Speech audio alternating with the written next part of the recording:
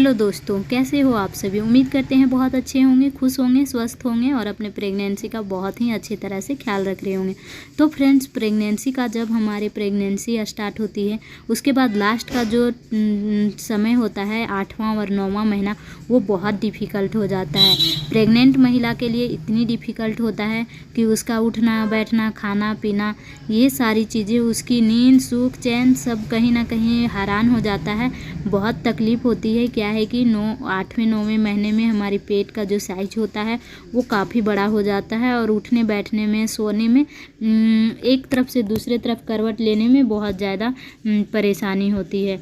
उसके बाद फ्रेंड्स, 8वें और 9वें महीने में जो सावधानी हमें बरतनी चाहिए और क्या हमें खाना चाहिए और क्या नहीं खाना चाहिए, किन चीज़ों का सावधानी बरतनी चाहिए जो कि आप सेफ रह सकती हैं, आपको किसी भी प्रकार की कोई दिक्कत ना हो।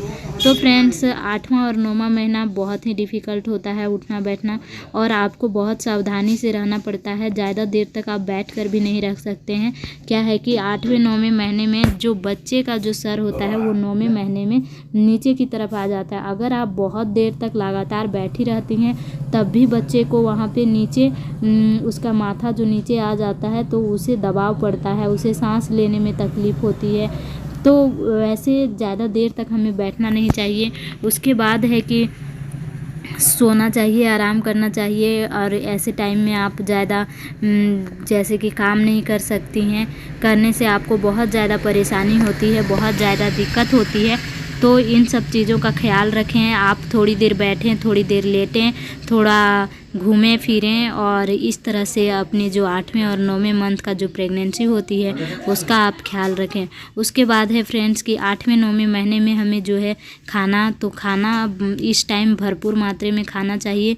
क्या होता है कि ये 8 और 9 मंथ जो होता है, इस टाइम बेबी का जो ग्रोथ है, जो वेट है, बहुत तेज़ी से ग्रो करता है बढ़ने में।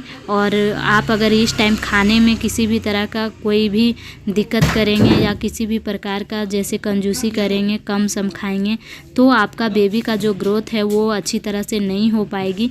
इसीलिए इस मंथ में बहुत ज़्यादा आपको प्रोटीन या फिर विटामिन्स या फिर जितने भी प्रकार के फल फ्रूट्स खाने, आपको जो पसंद है टाइम टाइम से खाते रहें, जिससे कि क्या होगा, आपका बेबी का ग्रोथ बहुत जल्दी और बहुत अच्छा तरह से गेन हो जाएगा।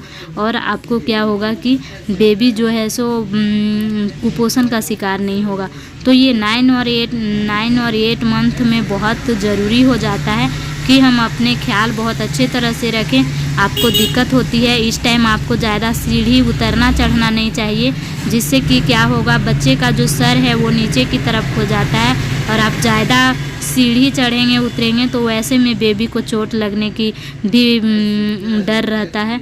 तो आप लोग अपने खान पान का 9 मंथ में बहुत ज़्यादा ध्यान रखें, जिससे कि आपका जो है सो बेबी का ग्रोथ भी अच्छा से हो पाए, उसका वज़न जो होता है वो गेन हो पाए, और आप में जो भी कमी रहता है खून का या फिर किसी भी प्रकार का, अगर आप अच्छी तरह से फ्रूट्स, फल या फिर ये सब पानी, इन सब चीज़ों का बहुत ज़रूरत होता है कि आप ये सब चीज़ें लें और अपने मतलब 8 और 9 मंथ का जो प्रेगनेंसी होता है उसका अच्छी तरह से ख्याल रखें।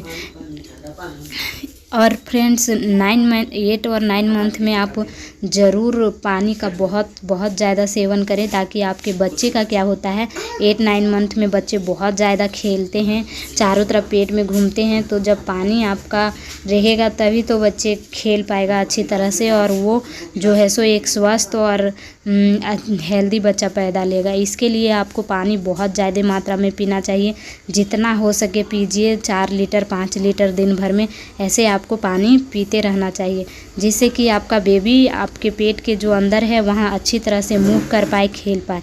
तो इन सब चीज़ों का 9 मंथ में 8 मंथ में बहुत ज़्यादा ध्यान रखना पड़ता है, और आप अच्छे तरह से खाएं पिएं, जिससे कि बेबी का जो हेल्थ है, जो ग्रोथ है वो अच्छी तरह से हो पाए।